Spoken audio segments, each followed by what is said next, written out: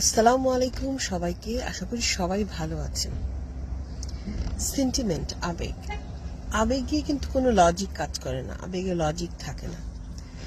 যে মানুষগুলো আপনাকে আজকে উঁচুতে স্থান দিয়েছে, সম্মান করছে, ইতিহাস সাক্ষী, সেই মানুষগুলো একসময় দেখবেন যে আপনাকে টেনে নিচে নামাচ্ছে।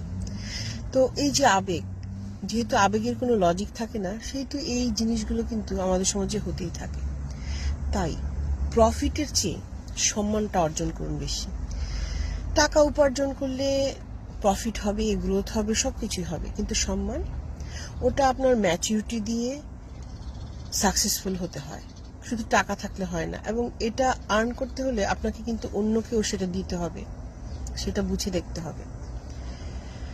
সেই কারণে বলছি যে আপনাকে যারা আজকে সম্মান করছে, মূল্যায়ন করছে, হুনোস তারাই কিন্তু কালকে আপনাকে নিচু করবে। তাই নিজের সম্মানটুকু বজায় রাখুন সব সময়, তবেই দেখবেন আপনি নিউট্রাল থাকতে পারবেন, একটা জায়গায় সমত থাকতে পারবেন।